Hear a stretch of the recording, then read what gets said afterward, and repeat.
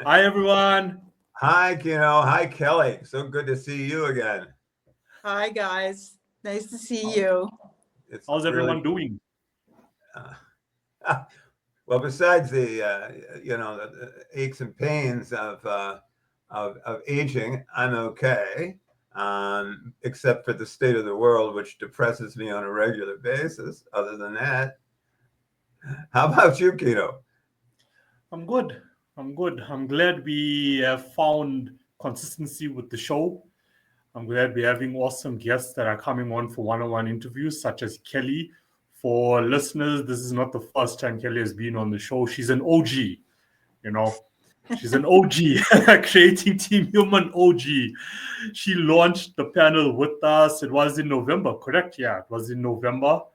That was quite awesome. So now we have brought her back today for one-on-one interview so we can get to know her more personally, learn more about her history and why Kelly does the awesome humanitarian work that she does do. So Dawn, you can take it away with the official introduction. Okay.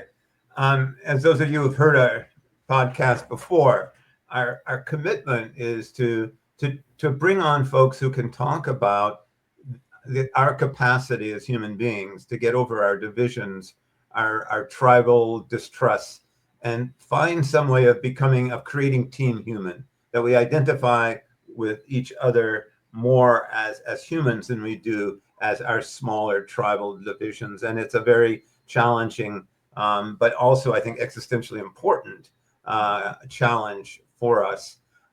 We often start off with a poem by Langston Hughes, which I'll read, and it's called Tired. I'm so tired of waiting, aren't you, for the world to become good and beautiful and kind. Let us take a knife and cut the world in two and see what worms are eating at the rind. And that's what we attempt to do here, is to bring people on who can help us cut the world in two and identify those worms that are chewing at this planet that we all know is in such danger and yet such a beautiful and wonderful place. So today we've got Kelly Flynn. And Kelly, full disclosure, we have worked together many, many years ago in Africa, and she has gone on to become really one of the leading field workers in the whole area of refugee services. She's worked all over in every major conflict zone, practically, from Sri Lanka to the Democratic Republic of the Congo to Yemen to Myanmar, and now she's the Norwegian People's Aid representative or head of country for Palestine. And Kelly, I don't want to waste any more of your time. Kelly is now based in Amman for obvious reasons, but her team is still based in the West Bank and in Gaza itself. So it's a real pleasure to have you on, Kelly, and you have so much background to draw on. I can't wait to hear what you have to say.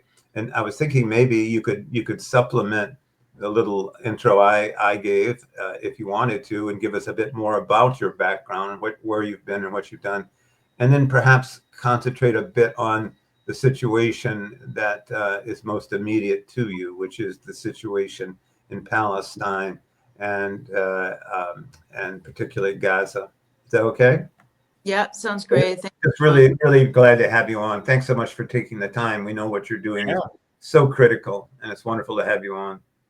Thanks. It's an honor for both of you to bring me into this amazing project that you've undertaken, and the collectiveness of what you would like to achieve and who you would like to touch and bring together is really truly inspiring. So to be included in this is definitely a privilege.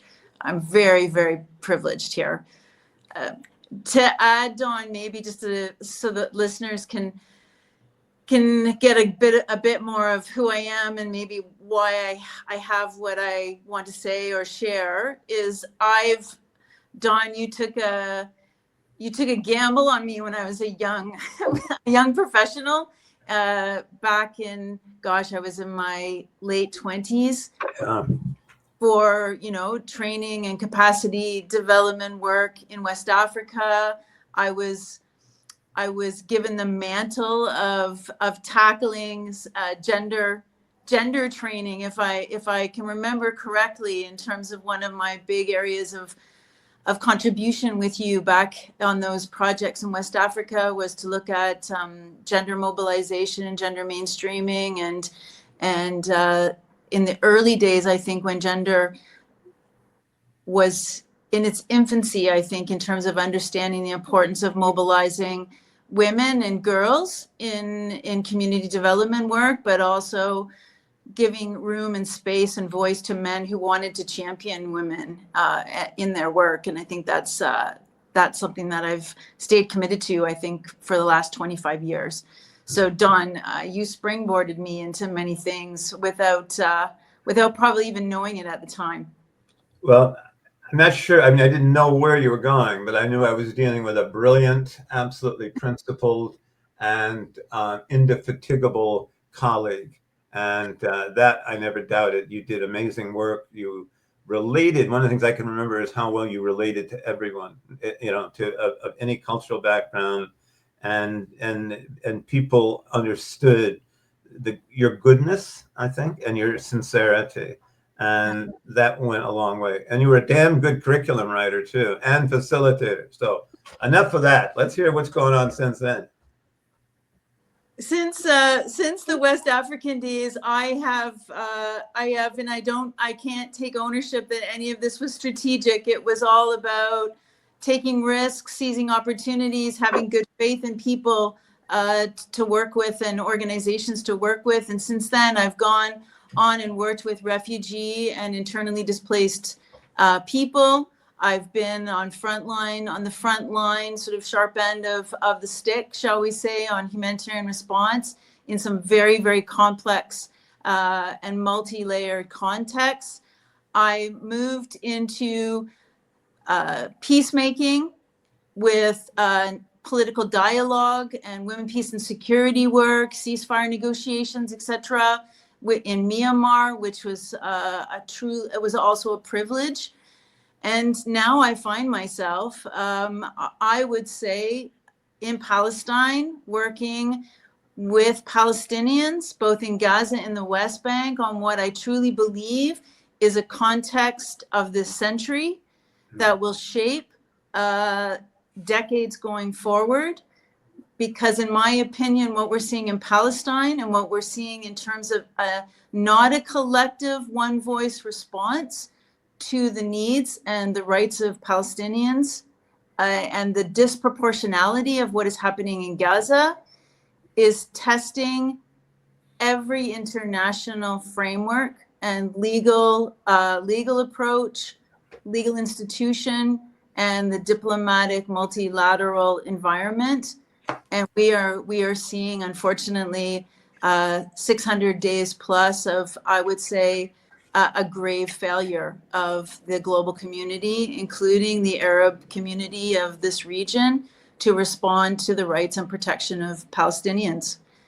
And I believe that, and I think I said this back in November, and I hold true to it, we will be judged, either collectively, individually, for where we stood on this situation, and how we responded or didn't respond to what needs to be legally determined, and I believe will be determined as a genocide, as an act of intentional ethnic cleansing of a group of people in a given territory who are being occupied, annexed, and attempted to be removed from existence. And this is in particular with Gaza. So I sit here. Powerful opening statement. Yes, yeah. And I'm glad it's being recorded, because I would like to one day be able to say that I said that. Can you just, for the listeners, tell them exactly where you're coming to us from right now? Yes, I will, Kino, because I think this is important. So I'm the country director for Norwegian People's Aid's program in Palestine, but I'm not in Palestine. I'm in Amman, Jordan, which is a neighboring country that shares a border with the state of Israel, who controls access into the West Bank and thus also into Gaza, which is the territory on the coastal area of what I will refer to as occupied Palestine. We call this the East Bank to the West Bank because actually Jordan was, Jordan prior to its defining kingdom boundaries was a shared territory culturally, politically with Palestine.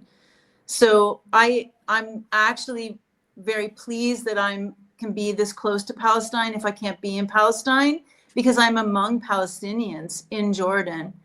So Amman, there are, roughly the estimation is 70% of the city of Amman has Palestinian heritage or is Palestinian connected, either ethnically and culturally.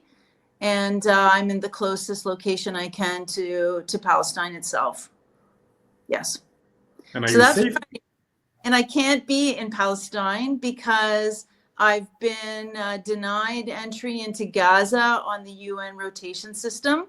That is a trilateral agreement between a number of parties to rotate humanitarians from different organizations, including international NGOs like mine, into Gaza. And I also am testing my accessibility into the West Bank even though my organization is fully accredited and registered with the Palestinian Authority, which is the sitting government for Palestine in Area A of the West Bank. So who is prohibiting you from entering the West Bank?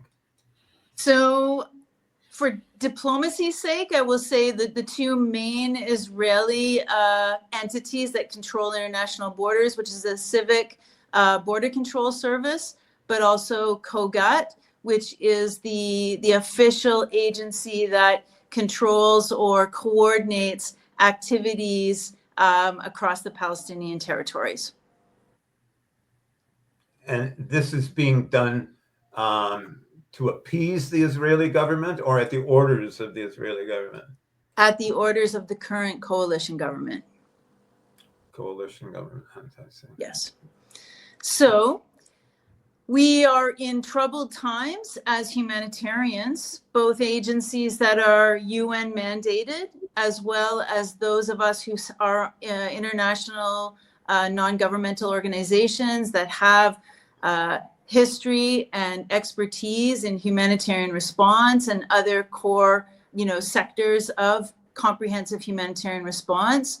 We are all currently being I would say marginalized is probably the gentlest word I can say right now in public, that we are not being coordinated and allowed to do our jobs, as well as access our duty stations or the communities in which we are here to serve. Yes. Can you tell us about those communities you're here to serve?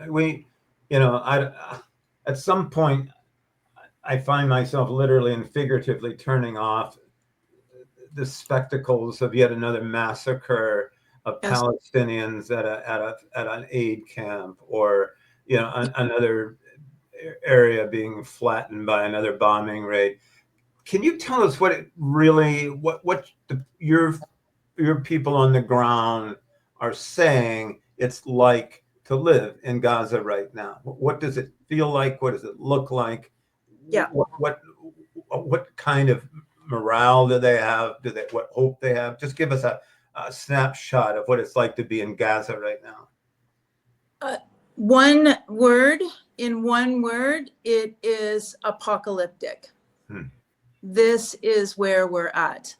So over the last 20 months, in terms of the disproportionality of the bombardments and the on-ground incursions being committed by the Israeli Defense Forces inside the Gaza Strip, which is not a big area whatsoever, this has these acts have almost pulverized and destroyed all civilian infrastructure. So when I say that, we're talking water, electricity, public buildings, public services, etc., as well as private property, residential property, etc., transportation systems, etc., and basically systematically displaced upwards to 2.3 million Palestinians.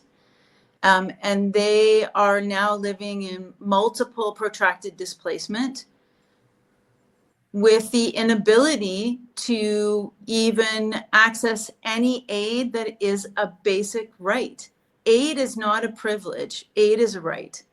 And at this stage, what we're seeing in terms of Israel and the US joining forces and coordinating what we're now calling the privatization of humanitarian aid, alongside contracted security companies, which are also private, that are creating these hubs of distribution where we're seeing some of the most unspeakable violence towards innocent civilians who are seeking aid that they have a right to under occupation and under conflict conditions happening at this time.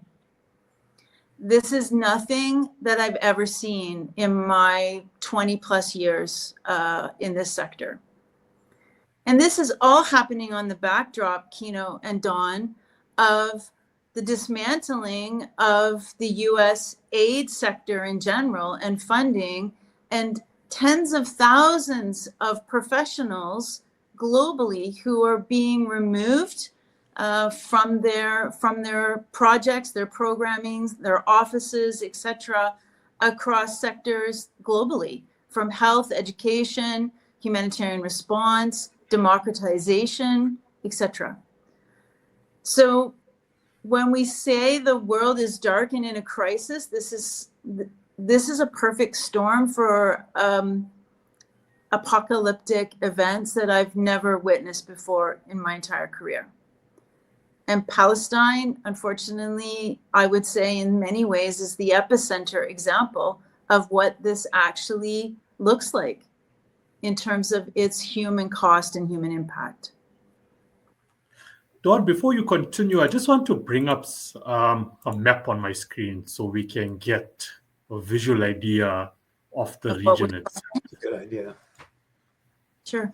But now I have to learn like you now, because now I'm on as a guest. I figure out how does a guest, you know.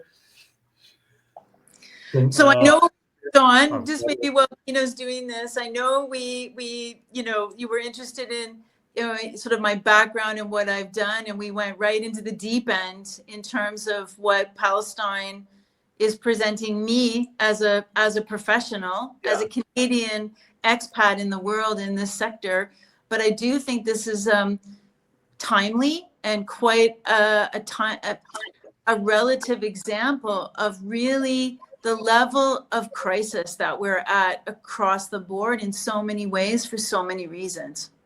And I think that is so important that for you of all people who have been to these massive refugee camps in the Northern Democratic Republic of the Congo, you've seen the collapse of democracy in Myanmar, but here you actually see a global pivotal point.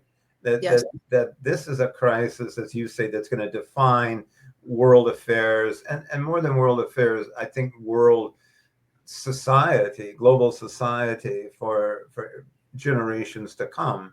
And when you were talking about apocalyptic, I was thinking post-apocalyptic, but I'm thinking no, because post-apocalyptic, the apocalypse is over. But this is happening now. This is happening in real time. Absolutely. And as you say, we're going to be judged on what we did while we watched the apocalypse unfold. And so I appreciate that, and I appreciate why this is front and center. And Kino, you're going to show us a map of the scary word, apocalypse. The area we're talking about. Scary word. So I can't bring it up on the screen, Dawn. You're going to need to bring up the map of the region.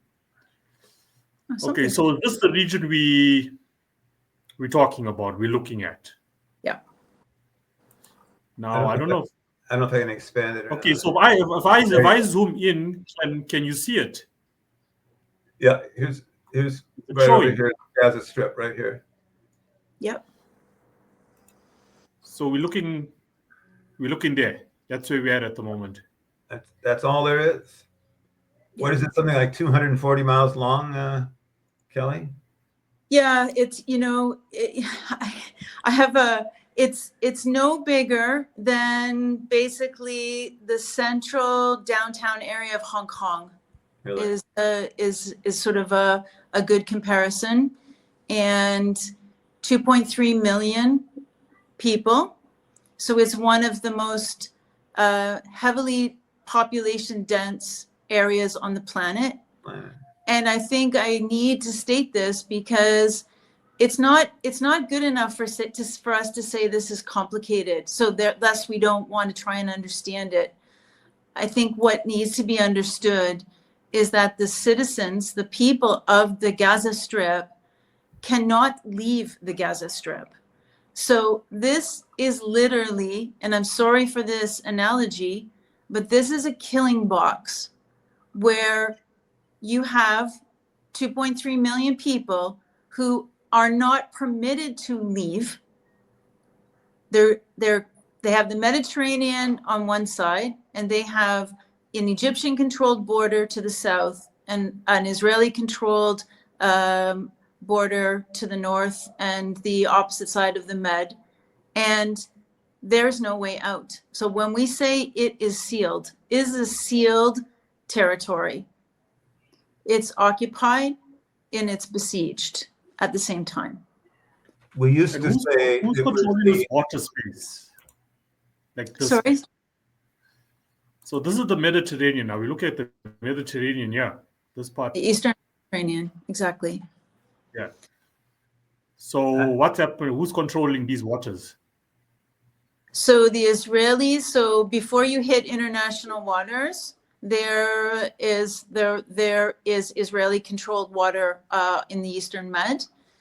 And I do, for possibly a future discussion, is that there is natural gas and oil deposits in the Eastern Med. So when people loosely say this is a religious conflict, it is so not that. This is territory. This is realpolitik. This is natural resource management, territorial control. This is so much more than us saying that this is a conflict between Muslim Arabs and the Jewish population and the Zionistic movements of Israel. I think it's worth pointing out that this is also patrolled by Israeli gunboats to prohibit aid from being delivered to Gaza. Yes.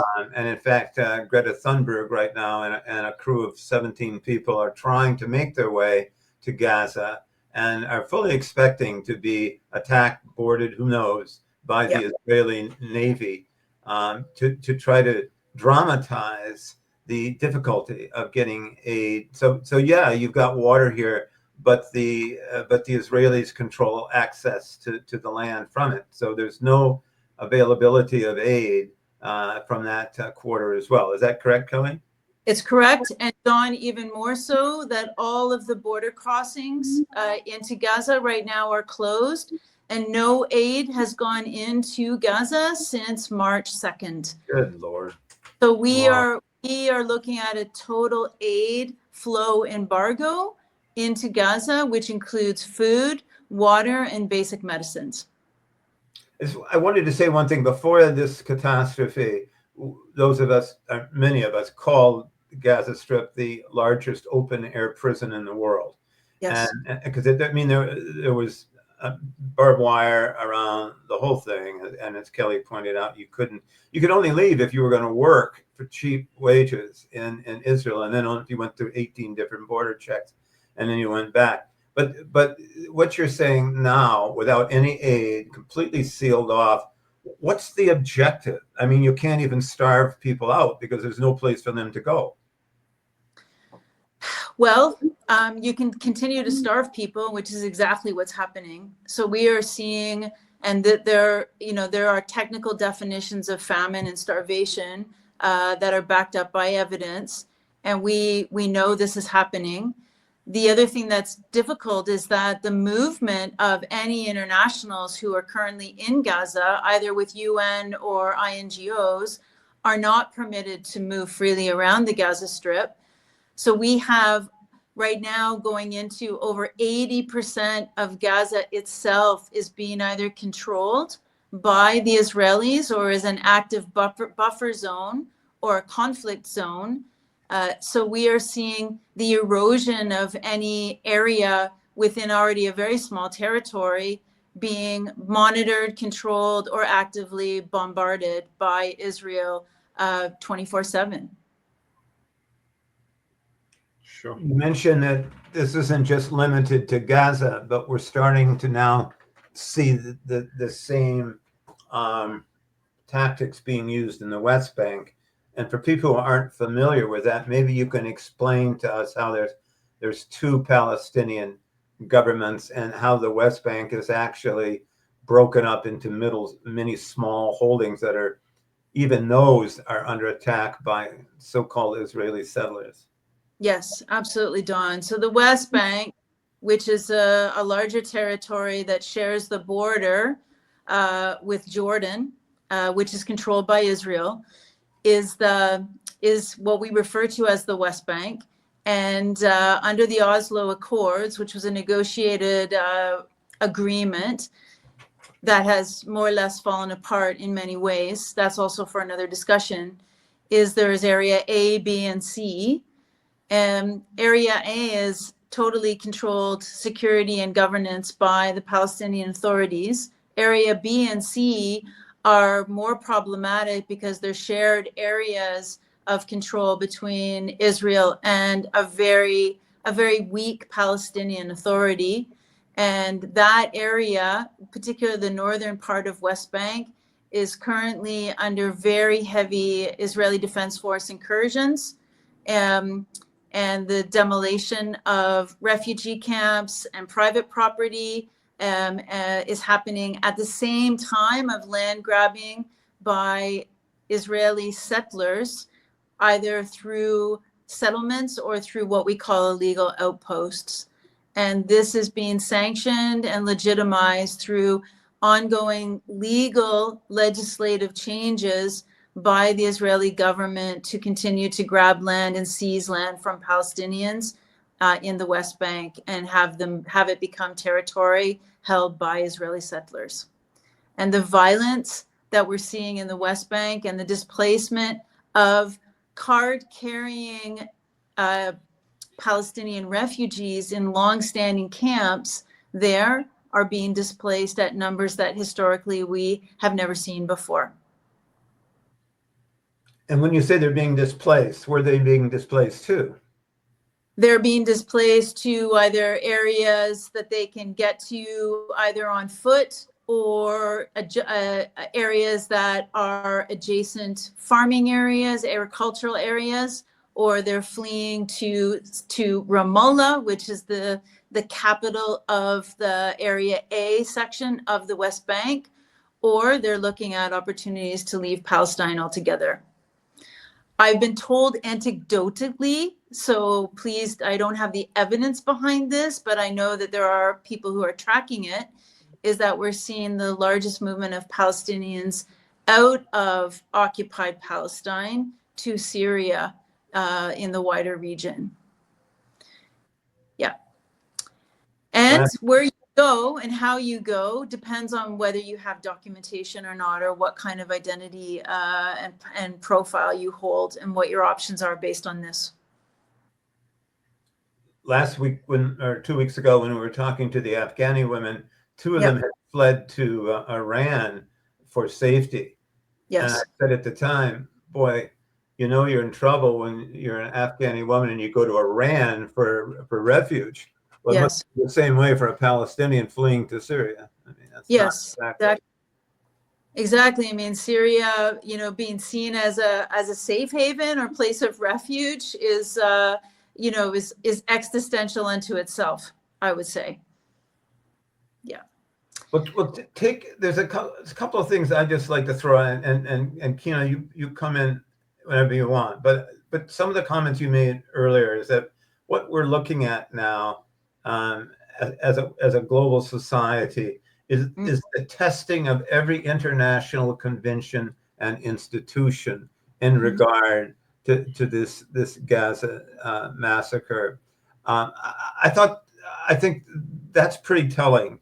And I'm not, so expand on that. And you then concluded in saying, and so far these institutions and policies have been found wanting. Tell us more about that. Well, Dawn, and maybe Kino also has an opinion on this, is that if we look at the United Nations, and I've always been a believer in the UN, I believe in multilateralism, I believe in diplomacy and the need for diplomacy as a tool, as a policy, as a practice. But, it was set up after World War I, and is it fit for this century? I mean, I think we can look at the failure of the Security Council and the veto process to actually achieve anything that is got political teeth and that can be implemented. The way the UN is in relation to some of the highest courts that we all, I believe, those of us that believe in human rights, the ICC and the International Court of Justice, if we believe in the Universal Declaration of Rights, and those courts are the organs and instruments in which to protect and implement and uphold the universality of rights, are also being tested, sanctioned, dismissed, etc. I mean, again, what is fit for purpose here? That the nature of conflict has changed so drastically that these institutions, these organs, these conventions, these processes that we've got that are set up on law, are they fit to deal with the multifaceted nature of the conflicts that we face today? And I don't believe they are.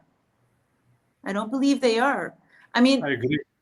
One example is that we have no international body that looks at or monitors or even holds accountable the influence of AI in aggregating or exacerbating conflict.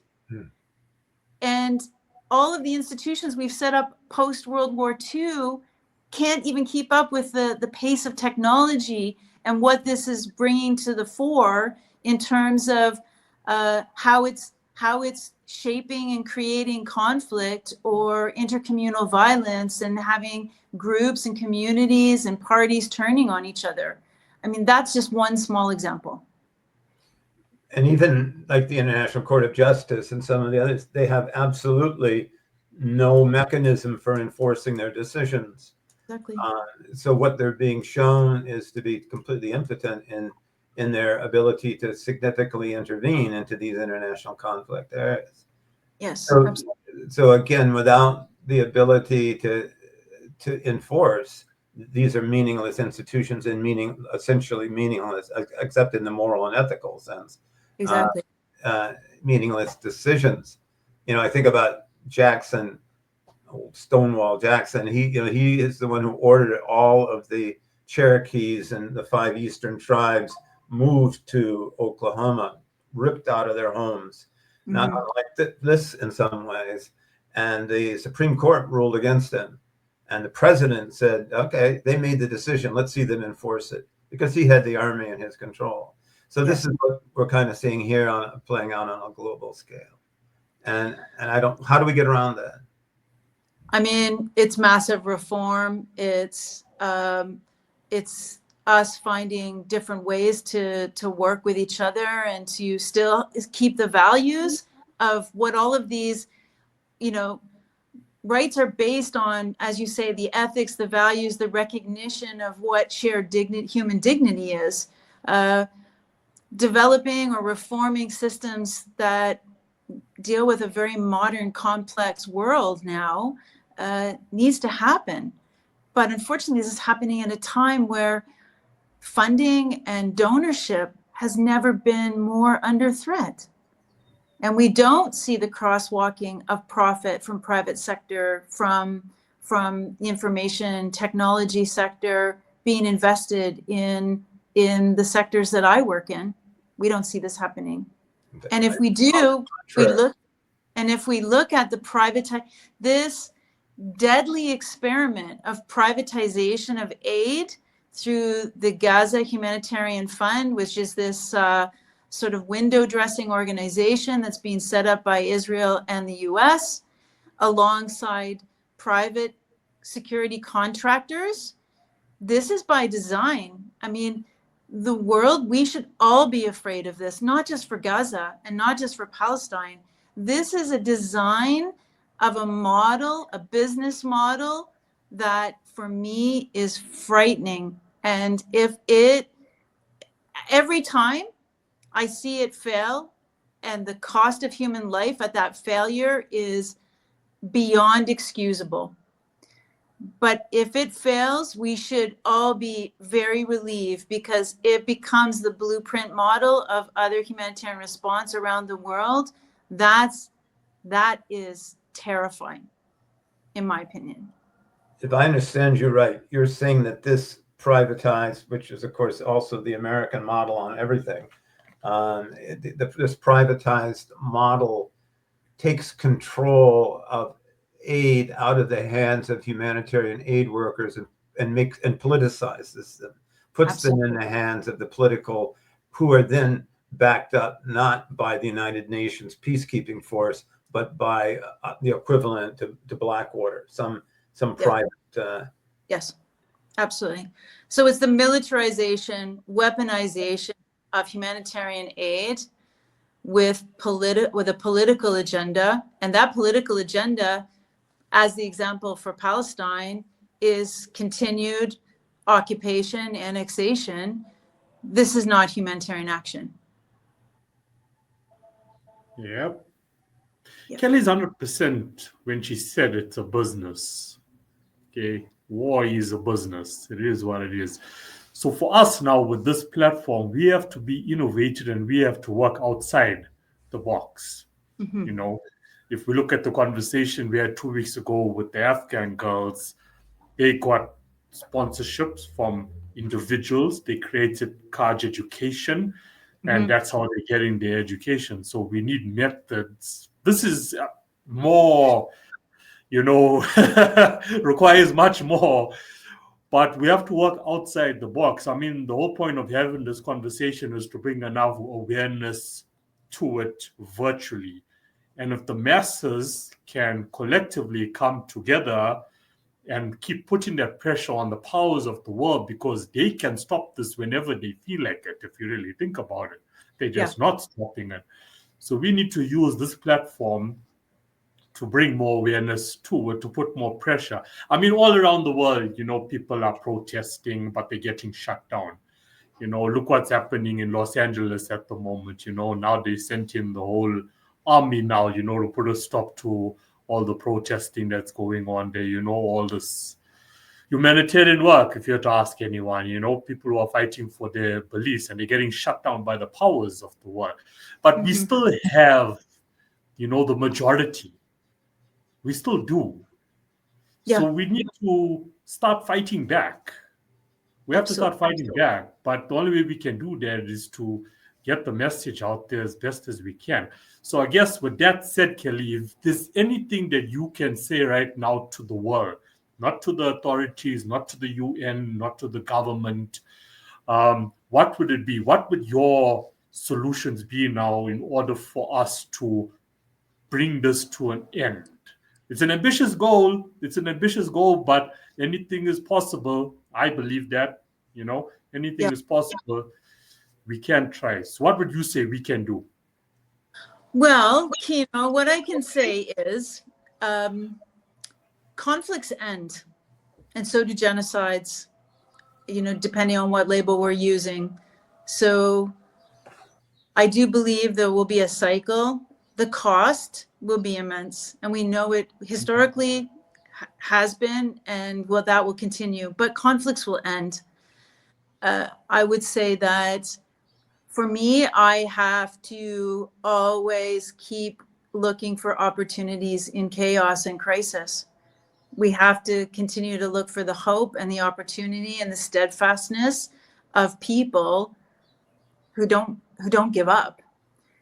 And I think it was Anthony Bourdain that said, and I just have to quote this, in a world where everything is more or less made in China, bravery and courage is made in Palestine. And I have seen this. I talk to it every day. I get messages from these people who are exactly this. So presence and steadfastness is also resistance. And that's something that I choose to do. I mean, when I say I'm on the East Bank, because this is the closest I can be to the work I need to do and the people I'm doing it with. And we adjust and recalibrate for remote management, for looking at ways in which to find workarounds, find collaboration, work in consortia, find people that are like-minded. And those people are out there. And so we band together, we stay together, we coalition together, we become a nuisance to those that are trying to drive us out and are trying to make our work impossible. And my full-time job is to be a nuisance, because I'm not going to be removed. I will find the next place that I can facilitate being a nuisance, and not give up, and surround ourselves with like-minded people, and still believe that the fundamental core of standing up for human rights is that one day we hope and pursue justice. And I want to not give up on justice. So you said, all conflicts do come to an end. When do you see this specific conflict coming to an end? What are we looking at here? I believe, and I hesitate to say this because I want a ceasefire today. I wanted a ceasefire yesterday. I wanted a ceasefire 600 days ago. So, and I've been in bilateral and unilateral ceasefire environments and negotiations, and I know achieving ceasefires are possible, and I know that agreements can be met and can be implemented. So I unfortunately see the rest of this year very much the same as what we have. We might get a humanitarian pause. There might be enough international and regional pressure to open up aid into Gaza, which I hope will happen as soon as possible. At a minimum, life-saving aid, which is food and medicine, and then other items need to come in to make life bearable. I'm not even saying it's not a life. This is not rebuilding. This is making life dignified and bearable. When will this end, Kino? I honestly don't know. And I don't want to take a guess, because I was hoping that we wouldn't go into this year at the level of violence and destruction that we're still seeing. This is the worst I've seen it in 20 months. And with the powers of these regions, I mean, where are they with agreements or coming to mutual terms? Like, what's happening on both ends of it? I mean, I think that is, and I'm a kindergarten student in this region. I only know this particular situation since October 2023. So, but I do believe that the United States is got its finger in almost everything, and has the manipulation and the influence to either allow things to continue or to look at opportunities to turn the tap off and make it stop. Yeah, but they're just going to allow it to continue because it benefits them if it continues, Yeah, I mean, I think I mean, I will never say I understand Donald Trump, which I do not. And I'm glad I don't understand an individual like that, because I wouldn't want to be. He's Dawn's best friend. I wouldn't want to be in the same category of human nature and logic and ethics. But I do believe that we see lack of unity across the Arab world in the situation with Palestine. I mean, and this has historical roots. This has current contemporary roots. It has real politics roots. It has oil, gas, and economic roots. So that's a very it has the difference between Shia and Sunni Muslim roots. So that is a very multifaceted, thing to unpack. And I would not want to do that, I think, in a conversation like this. Let's move beyond the Arab world. Everything that we're hoping for, it seems to me, and everything that's happened so far has largely been allowed to happen because of a dearth of consequences for Israel. They haven't paid any real price, although I understand that there are an awful lot of people immigrating out of Israel because of yes. And there is a growing resistance in Israel, both of which seem to be positive. Yeah. But unless there's international pressure on Israel, unless there's some consequences that they have to pay that are crippling consequences, it seems there's not a lot of encouragement for them to change their policies. Do you see that as a possibility, and where would that international intervention come from? Yeah, I mean, gosh, you're looking at, some of the most vocal states for the rights of Palestine are Ireland, Slovenia, Spain. I mean, you're looking at some of the most ethical democracies, perhaps, but those that hold some of the smallest middle power or soft power influences globally. So, I mean, I think we're looking at, I watch the BRICS, I watch the global south and the rise of global south countries like Brazil, Indonesia, Turkey, etc. There are a number of countries that I think we are seeing historically start to shift. This is not a, Western world, global south divide anymore. We are starting to see the emergence of very different economies and state powers. And I think we need to watch where or how those countries take a stand and how they align to this. And I do believe, we have to acknowledge that the citizen movement and the pro-Palestinian movement across the world, it means something. It has to mean something. Hundreds of thousands of people have come into the streets of Oslo and Rome and Toronto and, on the university campuses of the United States and Yemen and, Indonesia. I mean, we can't lose hope that the actual popular movement of real people in support for something better and recognizing Palestinians has to eventually have some impact. And where you spend your money. I mean, I'm not a boycott and de-invest, I guess, campaigner as an organization, but how you choose to spend your money as an individual. If you choose to educate yourself, for example, on what are Israeli products and companies and multinationals, choose to invest and shop your own funds and your own family and in your own community in a way that eventually will start to hurt and trickle down. And sanctions, targeted and blanketed sanctions, including banking sanctions and hard currency transfers. I think this needs to be discussed. And looking at the ability for Israel to maintain a place in the international nations, in United Nations environment, at the UN General Assembly. You know, we have lessons learned and good practice potentially from the South Africa apartheid movement. Why are we not looking at the larger political, campaigns to look at reducing the space and the voice of an occupying state that needs to be judged legally on the treatment of who they are as a state towards Palestinians?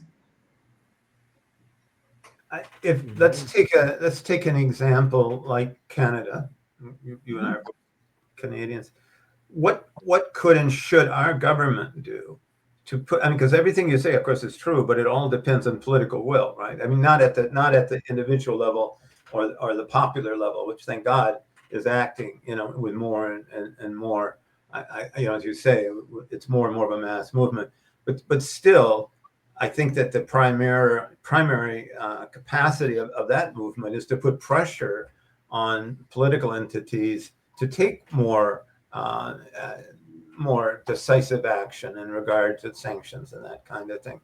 So, what could and should Canada do, just as an example, to persuade Israel to change its policies and to stop this genocide? Well, and I think, Don, what's interesting with my organization in Norway, I mean, my organization is affiliated and came out of the Labour Party movement in Norway, which is the political party that backs and maintains the space for some of the largest unions in Norway. I mean, the unionized movement in Canada as an influence on politicians to start to move the needle on a conversation around policy through political channels and economic and business channels should be something that should be explored. This is something that's, at the heart of the NDP political party would, under leadership potentially that maybe had more traction at another time would be one of those areas to pursue. Looking at not continuing the legal registration of entities that are either Zionistic in nature, that have a nefarious underbelly to them, that aren't charities at all, that actually do political work, that prop up and hold up, the devaluing or the dehumanization of a community like Palestinians and erodes their rights. I mean, looking at those channels as well. All of these actions need to happen simultaneously, in my opinion. We're getting toward the end of our hour. As you know, our theme is creating Team Human, which it seems a bit distant right now.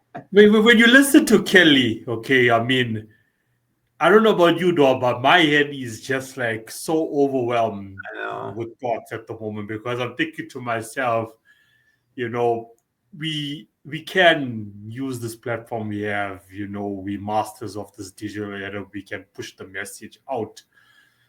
But yeah. But can I say something that maybe will disarm some of this? All the things I've suggested, whether it's looking at sanctions, whether it's looking at, looking under the hood of charities and how they're registered, and are they there for charitable good or are they nefarious? Looking at reform within the United Nations, and looking at what states should be at the table and should hold a voice, which ultimately will play out in some kind of political influence, etc. At the end of the day, everything that I've said has human beings at the core of the work or the institutions or the practice.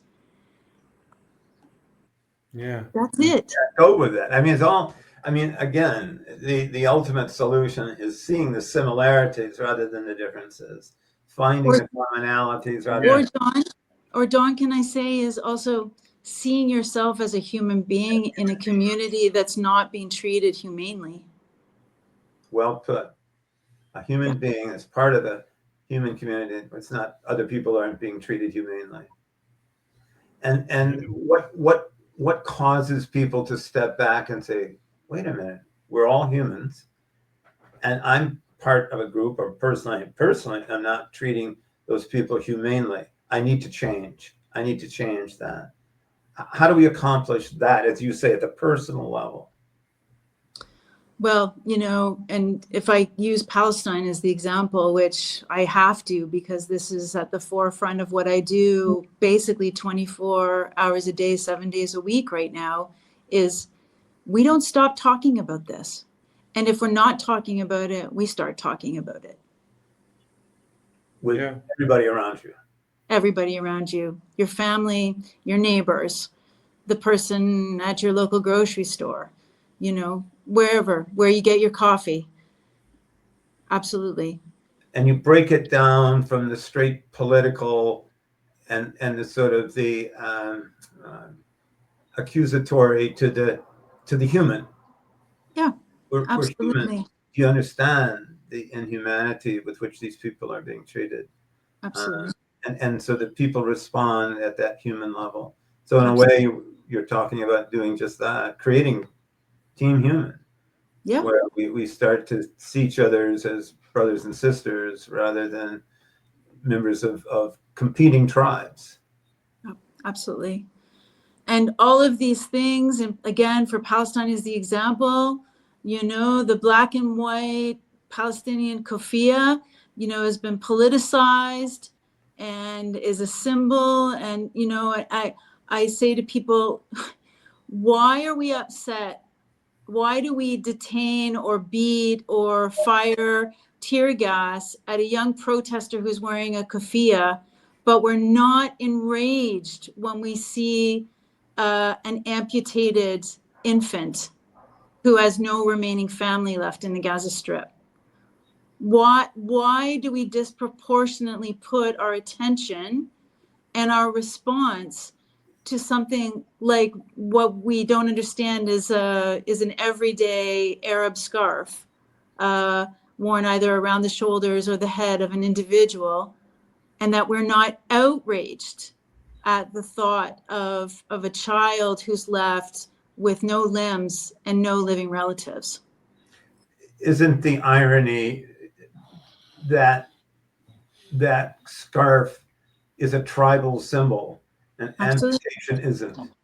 I mean, so what we're reacting to is the tribal division rather than the human commonality and the human compassion.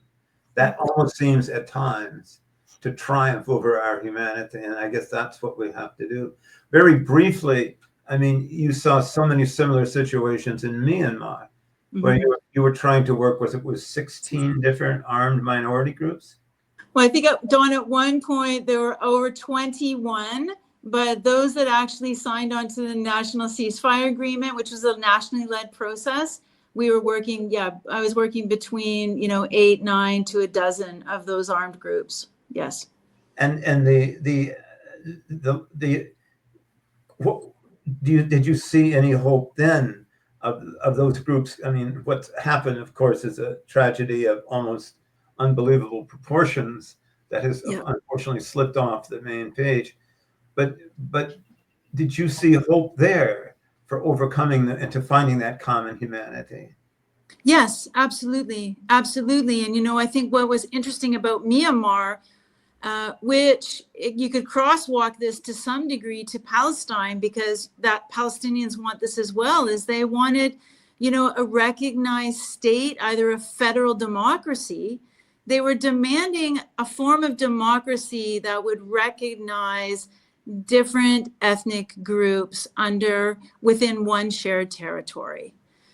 What we're seeing here in Palestine again, and Palestinians are not monolithic. There's a landscape of Palestinians as well, and there are varied groups. They want a recognized state, and they want to be recognized as a people within a territory which they are allowed to live with peace and dignity. And ultimately, there's no difference. Maybe that's what we're looking at around the world, is resistance to that expression of both individuality and collectivism. Yeah, the one doesn't have to occur at the other. That the creation of a Palestinian state doesn't necessarily entail the destruction of the Israeli entity. Yeah. But unless, Dawn, and I think with Myanmar, you have a dictatorship, you have a military that has militarized, political violence over all, the country at large, and the resistance of the ethnic groups, along with a popular people movement that is now turned into an armed movement, is they are choosing to resist. And in Palestine, those that are staying and staying with the land, that is a form of resistance. So I think the shared humanity here for those that are under threat, either through dictatorship or occupation, is staying is resistance. Wow. Staying is resistance. Around. Persisting, staying. Exactly. Hold your ground. Yeah. Yeah. And then I think about Sri Lanka. You were there right in the middle of the civil war between the Tamils and the local. There again, was there hope for reconciliation, of finding, creating again a nation of different people, but who are living in harmony?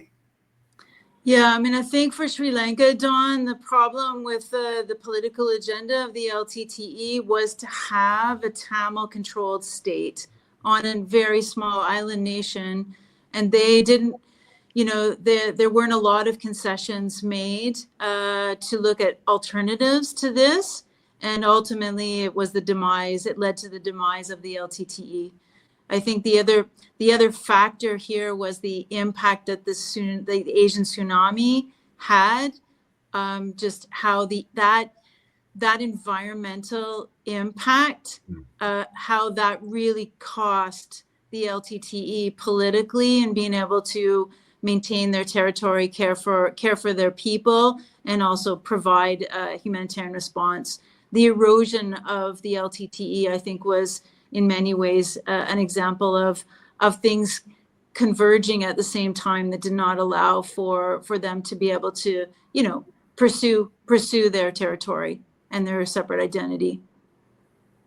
Yeah, and that ended in sheer violence. Absolutely. When you look back now, years later, how has that worked out? Is the Tamil area, does it have a higher level of autonomy? Is it operating somewhat on its own? Does it have the kind of, has it been successful in creating a federation, as you say? No, I mean, I think the Tamil communities in the north and northeast of Sri Lanka have surrendered or succumbed to the fact that they need to integrate into a Sinhalese, Sinhala community, and they are also seeking justice. They would like to, obviously there are unresolved war crimes and determinations and disappeared persons from that conflict that have not, there hasn't been restitution or resolution. And so that country will continue to live with the divide between these communities because there hasn't been closure. Yeah. And possibly when I said, conflicts come to an end, but without resolutions and restitution, we don't remove the driving factor of future conflicts. So, and I know you've worked and you've studied also in the area of peace and reconciliation. So an essential part of these conflicts is finding a means of reaching peace and reconciliation, that validates all the players and provides them with, if not a sense of winning, and at least of achieving a certain level of autonomy. What would you say? What's the objective of these? Dawn, I love the fact that you've just said this, because I believe, and at least what I've seen in my career with communities, is that until you memorialize officially the loss that communities have had, it's not about winners and losers. It's about memorializing for both sides of any conflict or multiple sides of a conflict of what they've actually lost in that conflict before any movement towards transitional justice, restitution, or any kind of process that would recognize a winner or a loser politically, economically, territorially in any conflict. If that memorialization process does not happen in a way that's culturally, religiously, linguistically appropriate for each community, then you do not have forward movement. I believe that. Can you explain briefly what memorialization means to you? Oh, Dawn, for me, I mean, it doesn't mean anything to me because I've never experienced loss like this. Yeah. So, I mean, I think it needs to be locally determined, defined, led, and appropriate. So it could be anything from mass grave markings, it could be signage, it could be religious or a recognition site that has some ceremonial importance to the community. It can come in many different forms for many different reasons. And I think that needs to be pursued. I mean, and the humanness of allowing people to pursue that memorialization is also equally important because this is about recognizing grief and the human emotions and loss that come with reunifying, communities together, families, communities, and eventually, potentially, the parties to the conflict.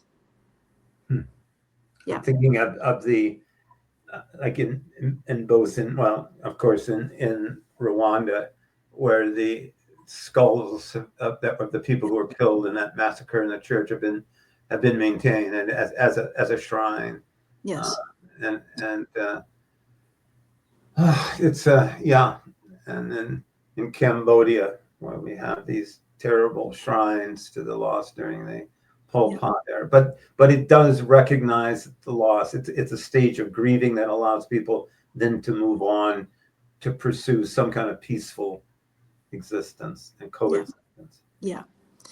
And with that comes different forms of, facilitated forgiveness that may or may not have any legal implication.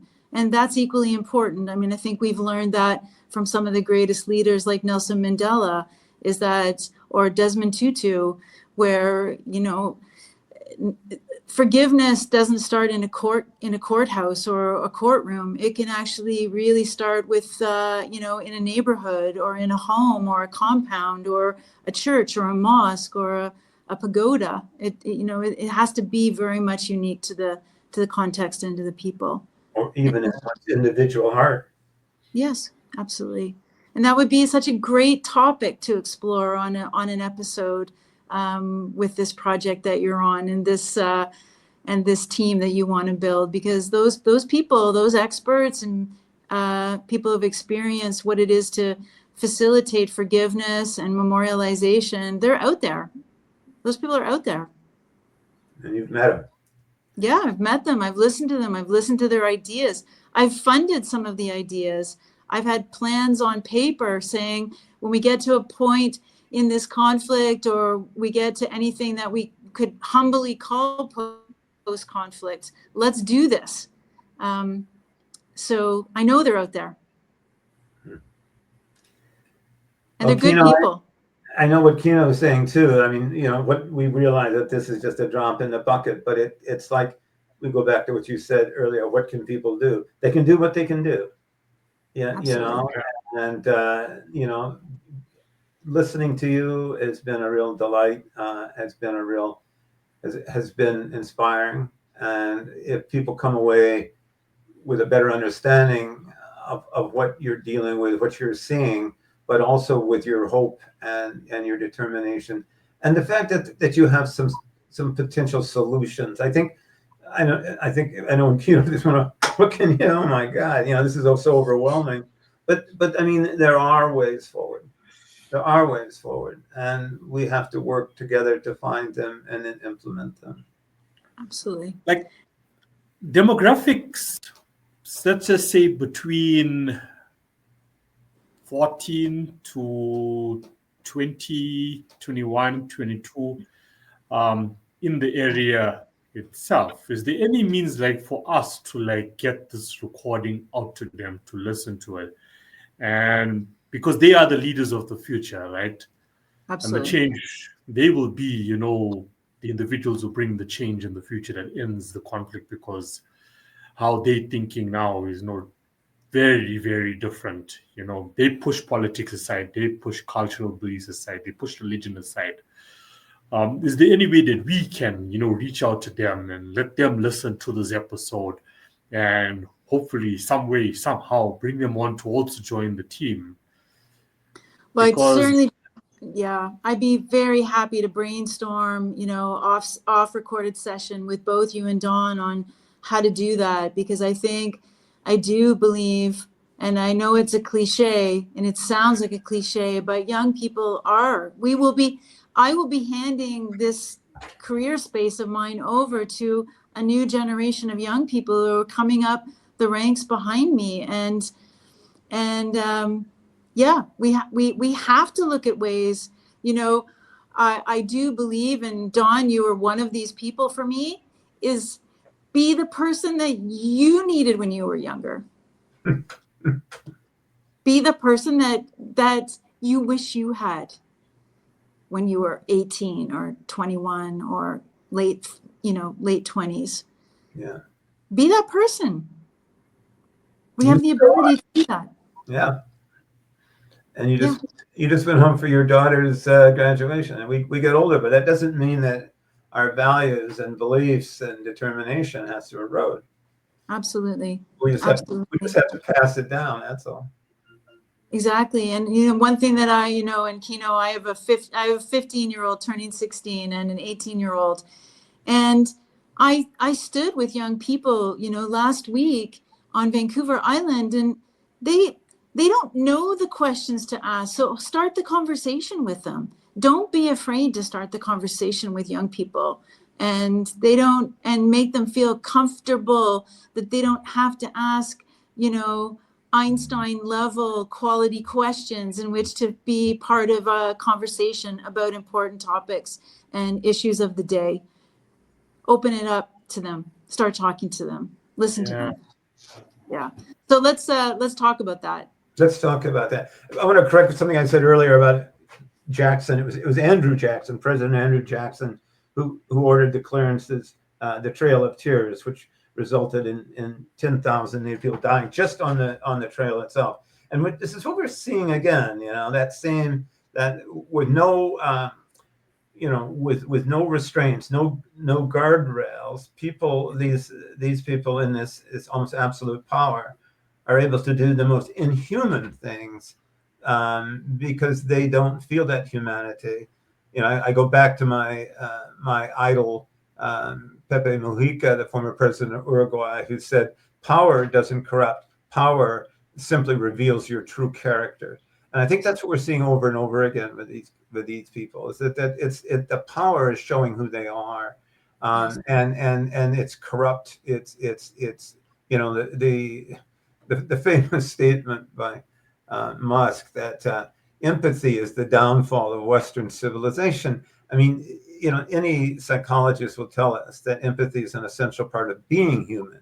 So when you abandon that empathy, you're basically giving up an essential part of being human. And what we're trying to talk about is build Team Human, which involves strengthening that empathy rather than abandoning it for more power and profit. And I think that is certainly an issue that we can hopefully all get behind. Absolutely.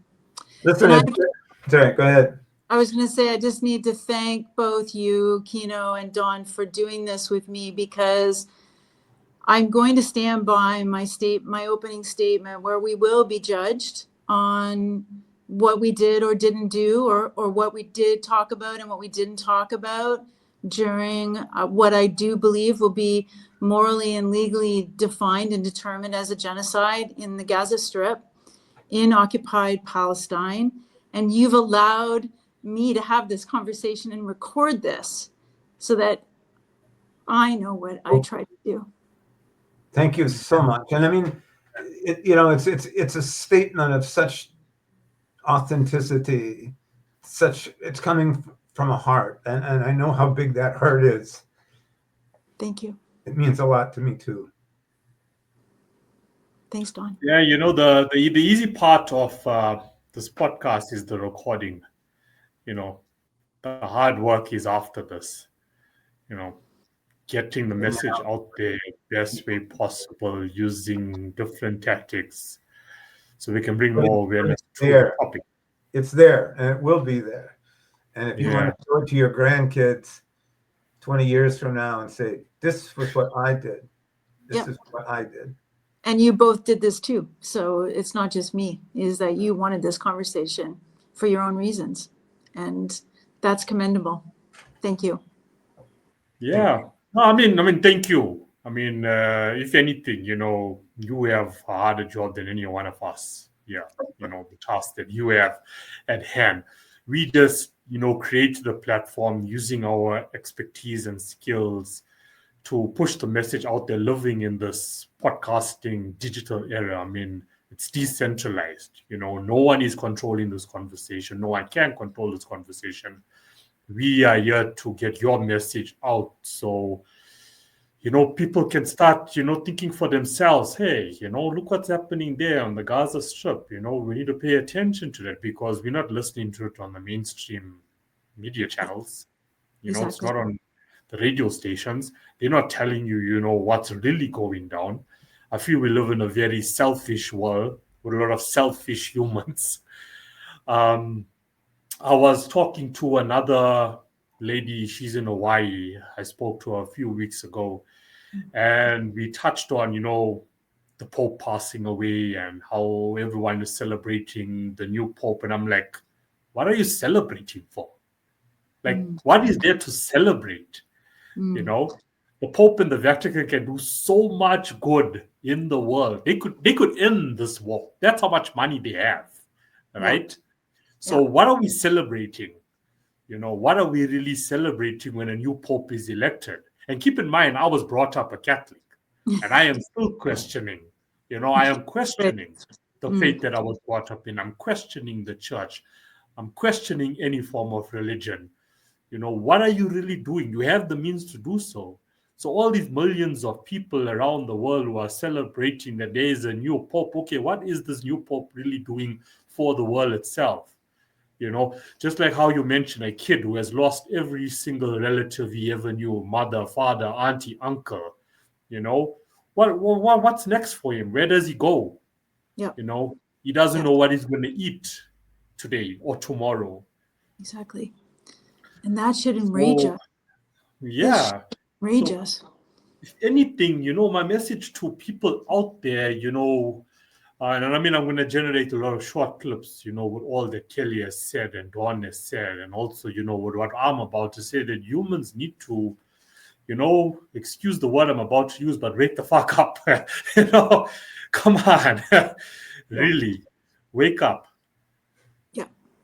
Well, and Kino, subtitle, wake the fuck up. Wake well, I think too, the AI is going to block it out. Yeah. I mean, today, tomorrow, we are all Gazans. Yeah. We are all Gazans.